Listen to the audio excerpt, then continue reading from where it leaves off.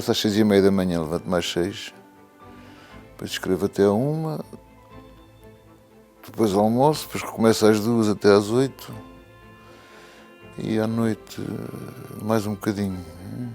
Já vou para a cama a trocar as pernas.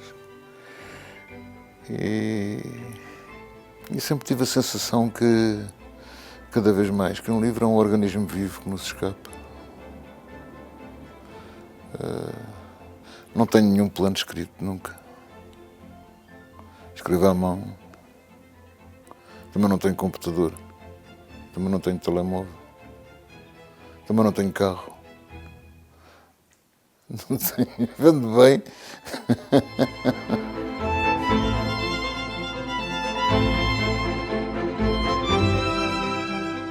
A minha mãe ensinou-nos a ler a todos. Os filhos chegavam aos 4 anos e minha mãe tinha a 4ª classe.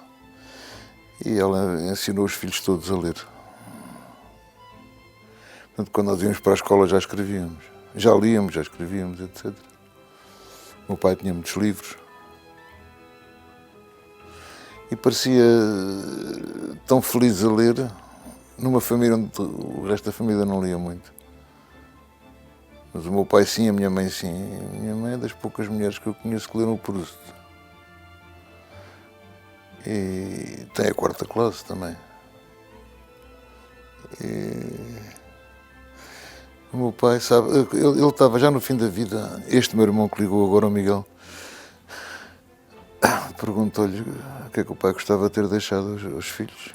E ele respondeu: o amor das coisas belas. Ou pelo menos das que eu considero belas. Tinha tido uma tuberculose com 3 anos ou 4. Passei muito tempo fechado para não pegar a ninguém.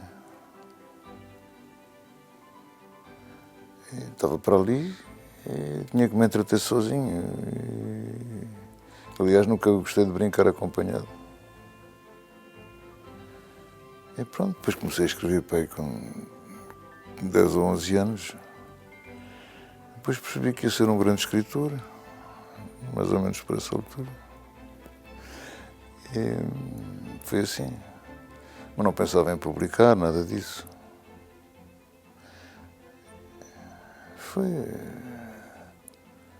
Nem imaginava a minha vida sem isso. Achava que era um escritor, mas não tinha nenhuma pressa em publicar. Fazia as coisas, depois rasgava. Quando é que decidiu que deveria dedicar-se só à escrita e abandonar a medicina? Isso foi muito mais tarde, porque eu escrevia, mas não publicava nada. E os poucos amigos que sabiam que eu escrevia: não publicas nada, o que é que se passa? Não estava bom, não estava contente. Depois houve a Memória de Elefante, fiquei assim mais ou menos, mas ninguém queria o livro. Foi recusado por toda a parte. Toda a parte. E foi um amigo meu, Daniel Sampaio, que andou com aquilo, de editora em editora, ninguém queria. Quando finalmente foi aceito, já eu tinha feito mais 2 ou 3. E o livro saiu e foi um sucesso muito grande. E pronto, foi assim, mas durante uma data de tempo ninguém queria aquilo que eu escrevi. Foi a mesma coisa no estrangeiro. A certa altura chegou uma carta de um agente americano a dizer que queria ser meu agente. Eu achei que era uma piada, nem respondi. Depois veio uma segunda carta e eu achei que era chique ter um agente em Nova Iorque.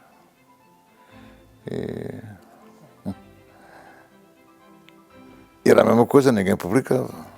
E o agente dizia: você vai conquistar o mundo. Não conquistava nada. Ninguém queria. Até que um dia ele fez-me houve um telefonema dele em que ele me diz, só a única coisa que ele disse: Random House. Ele falava assim, com uma voz doce. E passado uns tempos já estava eu em Nova Iorque para assinar um contrato na Random House. Eles levaram-me ao gabinete do editor, que era um edifício enorme, aquela editora. E eu perguntei ao editor: então, gostou do meu livro? Ele disse-me: não li. Então, vai publicar um livro que não leu? Vou, porque se o livro for mau, não compro mais nenhum livro a esta gente. O livro saiu assim. Depois tivemos uma sorte enorme, porque tivemos a primeira página do New York Times, do Washington Post, do Los Angeles Times, do Chicago Tribune. Destas lembro-me. Quando se tem isto, tem-se o mundo. Porque tendo os americanos, tem-se o mundo. Depois começaram as traduções nos outros países, depois tivemos críticas, essas críticas extraordinárias. E foi assim. Aqui em Portugal, o livro vendia muito, a crítica torcia o nariz.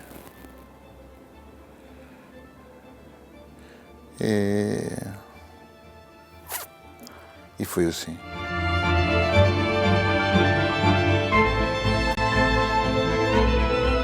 Quando nós estamos bem, a nossa relação com Deus é como com um vizinho. Cumprimentamos, mas não nos falamos. Dizemos bom dia, Deus, mas não perdemos tempo a rezar.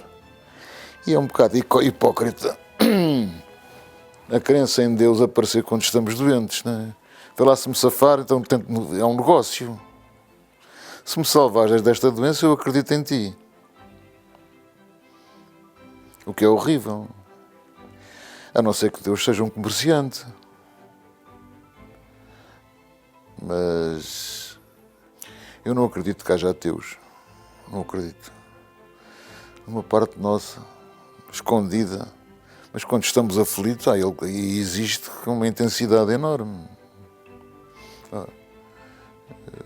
O meu pai não era especialmente religioso e lá foi ele à Itália com o filho. Há um provérbio húngaro, com muitos séculos, que diz que na cova do lobo não há ateus. Ou seja, diante de um problema grave, da morte, etc., do sofrimento de um filho, que deve ser uma coisa horrorosa. Eu tenho um irmão chamado Nuno, eu gosto muito dos meus irmãos. Com 4 anos estava a morrer com uma peritonite. Felizmente apareceu um cirurgião, os colegas, meu pai era médico, os colegas não queriam operá-lo porque tinham medo de operar um miúdo, que o miúdo morresse. Lembro-me dele na cama a dizer, nunca vou esquecer isto, eu vou morrer e quero o meu paizinho. Ouvir isto rasga-nos todos por dentro.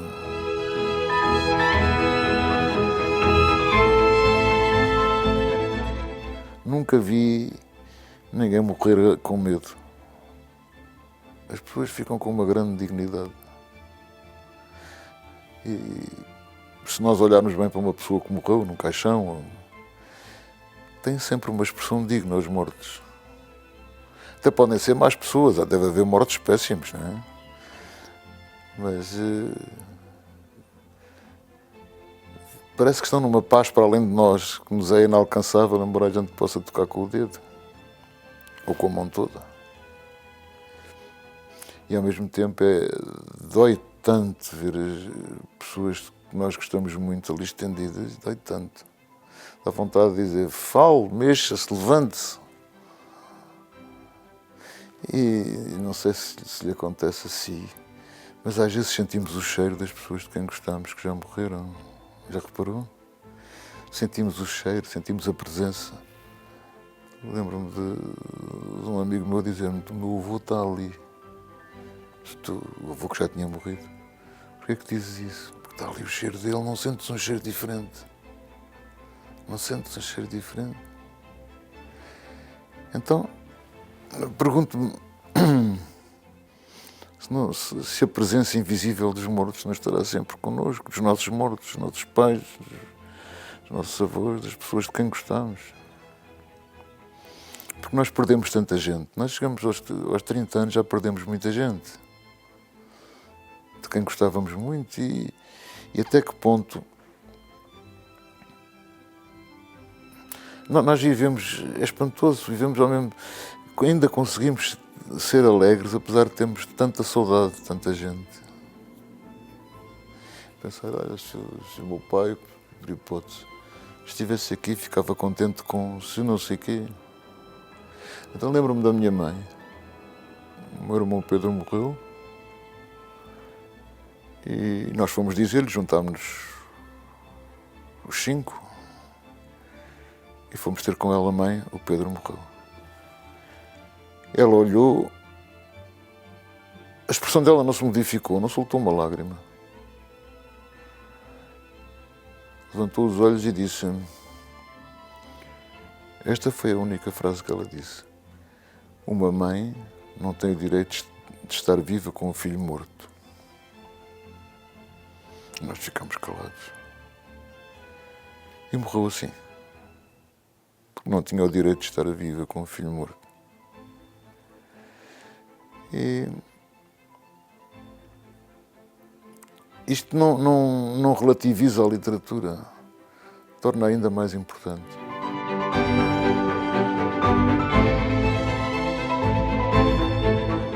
A doença é o pior disto tudo. A pior coisa porque passei foi a doença.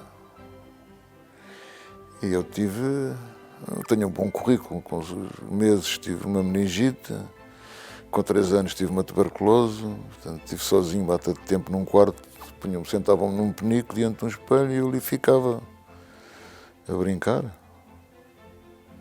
Mas mesmo que não se tenha passado por estas coisas, há momentos tão solitários para toda a gente. Não é? Mesmo que esteja ali muita gente perto, mesmo que ouçamos as vozes, há uma parte nossa que está sempre sozinha. É muito difícil deixar de estar sozinha, porque também nós somos egoístas. E quando nós estamos muito mal. E então pensamos muito mais em nós que nos outros, e as pessoas estão a sofrer ao nosso lado e muitas vezes nem reparamos. A quantidade de coisas que a gente lê na cara das pessoas em silêncio. E não são necessariamente coisas destas, desespero, tristeza. A vida é feita disto, mas não é feita só disto. Tem momentos alegres. Eu até muito tarde, um golo do Benfica, levantava-me a alma por algum tempo. Agora já me estou nas tintas, mas nessa altura não estava. E joguei no Benfica. Mas a alegria de um clube de futebol, de quem gosta de um clube de futebol, pois isso vai passando.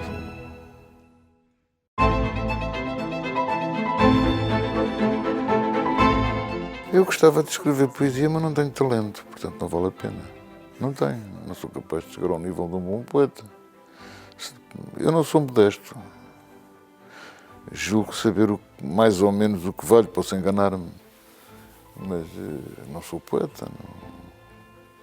Poeta é Camões, é Bocage, Antero. Eu não. Sou uma formiga ao pé deles a escrever poesia. Não sei, eu não sou modesto. Mas sou honesto. Mara eu não me posso comparar a nenhum bom poeta, não, que fazem coisas que eu não sou capaz de fazer. Eu comecei por fazer versos, não é? Como todos os miúdos. E até entender que não tinha talento, não tinha o talento suficiente. Eu só valia a pena escrever se fosse o melhor. Desculpe, mas a diferença aqui é porque é que a poesia há de ser melhor, por exemplo, que um romance bem escrito? É muito diferente. É muito diferente. A poesia é uma rapidinha. Não é? Um romance exige anos de trabalho nele. É um trabalho de paciência, teimosia e de alguma, não é preciso muita coragem para aguentar os momentos de desânimo que são muito frequentes. Não é? Isto é uma porcaria, deitar tudo fora, voltar ao princípio, deitar para os cestos de papéis. Eu não tenho cestos de papéis, deito para dentro do caixote de lixo e no dia seguinte ir lá à procura. Estava a fazer um livro chamado Fado Alexandrino, estava de férias no Algarve a fazer o livro. Estava quase no fim, deitei tudo fora para o caixote de lixo, estava num aldeamento. Na manhã seguinte lá estava eu à procura daquilo tudo no caixote de lixo, no meio de ovos, restos de ovo, gema de ovo, restos de comida, etc. É um trabalho de paciência e que uma pessoa tem que fazer com humildade, mesmo achando que é o melhor. Só vale a pena escrever se estiver convencidíssima que é o melhor, tiver a certeza que é o melhor, senão não vale a pena. Já há tanta gente a escrever, meu Deus.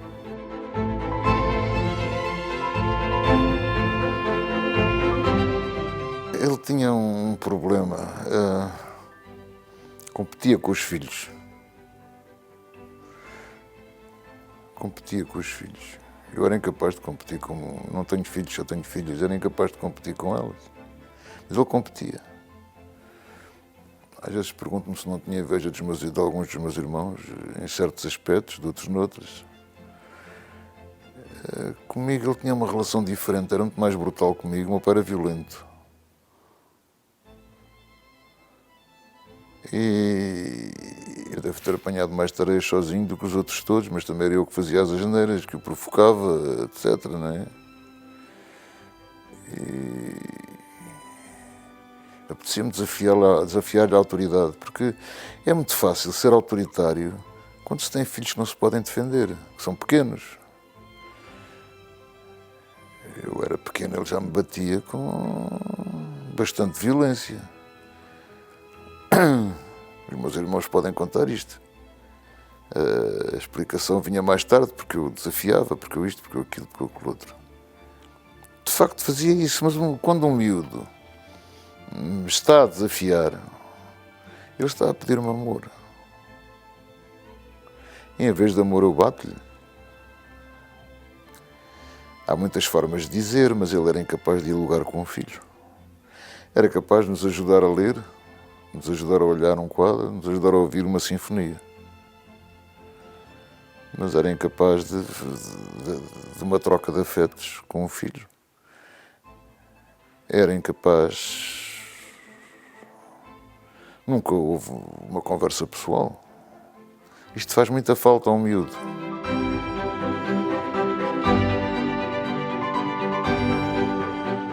Os livros eram um bocado... como é que eu ia dizer...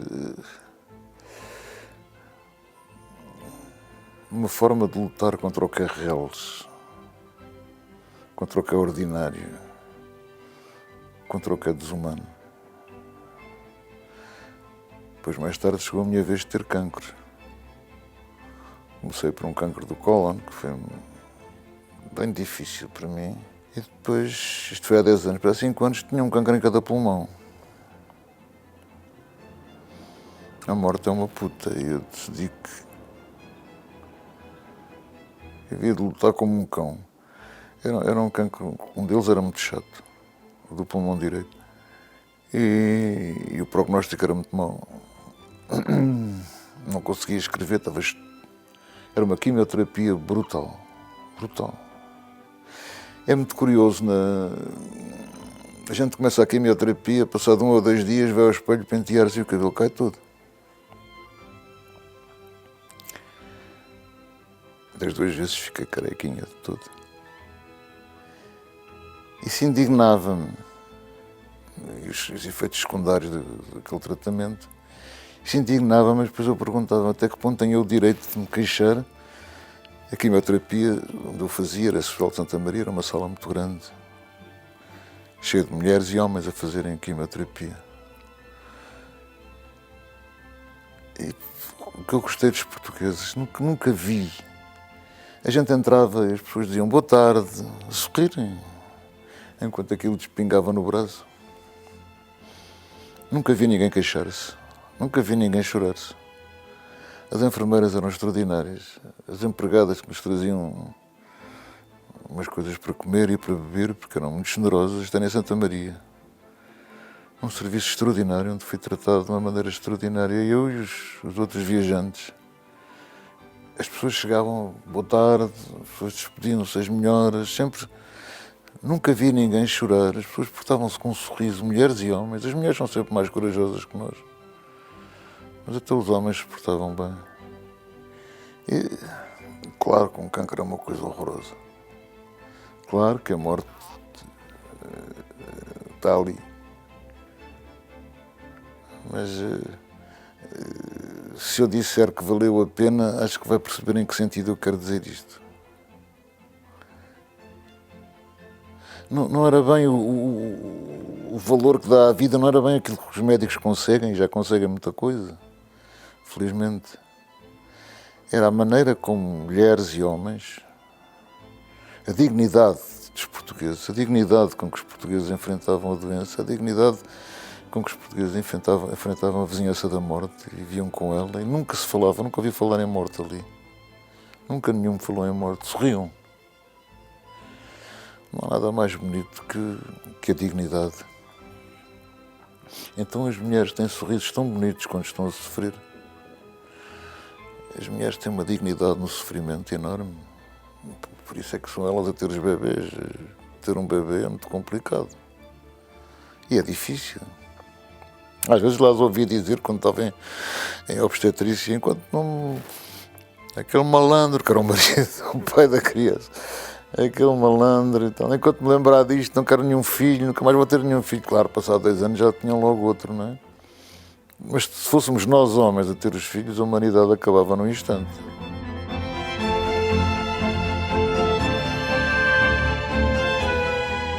O prazer de estar com um amigo não tem que ver, a maior parte das vezes, com aquilo que nós dizemos.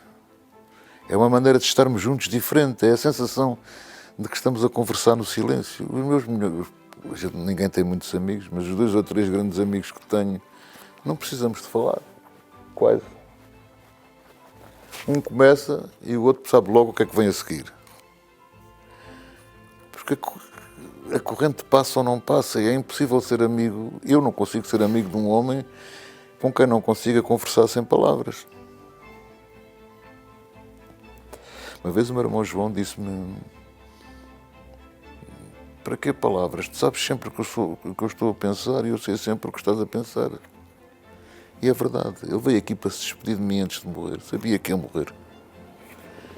Era professor da Faculdade de Medicina, era cirurgião, tivemos 3 horas juntos, era uma frase, de meia hora uma frase. Ele não veio de carro, veio de táxi, já não era capaz de guiar, não quis vir com ninguém, estivemos aqui sozinhos 3 horas. Depois fui acompanhá-lo ao táxi. E ele, sem dizermos palavras, nunca falámos da morte, nada. Ele sabia que ia morrer e morreu passada uma semana, com um cancro da pele. E ele... Chegámos ao táxi e ele tocou-me no ombro. Nunca nos tínhamos tocado. Tocou-me no ombro e as lágrimas... Ficou cheio de lágrimas. A única frase que ele me disse foi: não digas a ninguém que me viste chorar. Depois virou a cara, sentou-se no táxi e fechou a porta. E eu fiquei lá embaixo no passeio. Tem aquele passeio comprido até ao carro. Já o táxi tinha ido embora há não sei quanto tempo e eu ainda ali estava com ele. E depois só ouvi antes de morrer. E passado meia hora, uma hora, só ouvi morto. E é horrível vermos uma pessoa de quem gostamos muito morto. E eu gostava muito dele, porque vivíamos 2 a 2 no mesmo quarto, não é? Desde pequenos, vivíamos os 2 no mesmo quarto, até sairmos. Ele saiu primeiro que eu. Nunca ninguém me conheceu tão bem como ele, nunca ninguém o conheceu tão bem como eu. Podíamos estar 1 ano sem nos ver, ele depois foi para a América, foi para a guerra. Não havia... Ele não tocava. Não nos tocávamos. Ele era aparentemente muito frio. Porque nós precisamos que nos toquem e não nos tocamos. E nessa tarde aqui com o João, a última tarde que ele passou comigo, e a primeira que passámos ao fim de tantos anos sozinhos outra vez os 2, como quando vivíamos no mesmo quarto, aquilo foi uma intensidade enorme. Como quando estamos a fazer amor com uma mulher de quem gostamos muito. Sentíamos tão próximos um do outro, tão dentro um do outro, toda a nossa vida. Porque destes 5 anos estávamos os 2 juntos no mesmo quarto. Ninguém o conhecia tão bem como eu, ninguém me conhecia tão bem como ele. Porque nós não mudamos. Continuávamos a ter 5 anos ao mesmo tempo. Tínhamos 10, e 15, e 20, e 30. Nós não mudamos. Felizmente que não mudamos. Há lá alguma coisa melhor do que um amigo. Não há. Não há nada melhor do que um amigo. E quando o amigo também é irmão, é melhor ainda. Porque, no fundo, os amigos, os irmãos são aqueles que nos deram, não é? Os nossos pais nos deram para viver. Mas os amigos são os irmãos que nós escolhemos. Daí nós não entendermos, nós portugueses não entendermos uma traição de um amigo. Eu não entendo e não perdoo. Se um amigo me atraiçoasse era porque não era meu amigo. O meu avô costumava dizer-nos: rapazes, um homem pode não ter dinheiro, pode não ter mulher, pode não ter casa, pode não ter emprego. Se tiver um amigo, nunca é pobre. E eu pensava que isto não era verdade e foi. Olhe, quando os soldados se punham à minha frente para não apanhar nenhuma bala. Já viu isto? A generosidade disto. É uma coisa que não se dá muito valor, é a amizade dos homens. As mulheres compreendem mal a amizade dos homens. Que somos muito fiéis na amizade. E um homem que não é fiel na amizade, os outros homens desprezam. Da mesma maneira que os homens conhecem mal as mulheres, são muitos aspectos, também conhecem mal os homens. E uma das coisas que os homens têm mais bonitas para mim, mais elegantes, é a amizade. É a amizade. Eu uma vez dizia isso ao João, a este meu irmão: eu compreendo a traição no amor, não compreendo a traição na amizade. A amizade é de uma fidelidade absoluta. E os amigos que tenho, sei que os vou ter até eu morrer, e sei que vão sentir a minha falta, e sei que se vão lembrar de mim. Ao mesmo tempo até é capaz de não ser má ideia morrer primeiro que eles, porque... Lembras daquela canção de Sérgio Godinho? É que hoje fiz um amigo e coisa mais importante no mundo não há. É verdade. É verdade. O que eu devo aos meus amigos? Não só na guerra, ao longo da vida. Isto relativiza muito tudo o resto. O sucesso. Agora tenho tudo. Não há mais nada que não me possam dar. Já recebi tudo. Mas de quem, quando eu morrer, vou ter saudades, é das pessoas de quem gosto, cá ficam. Os outros vão encontrá-los. Estes lá irão ter. Mas custa-me que demorem muito tempo a chegar. Olha, que isto tem um bom final. E não falamos de livros. Livros é como o amor, a gente faz, não fala.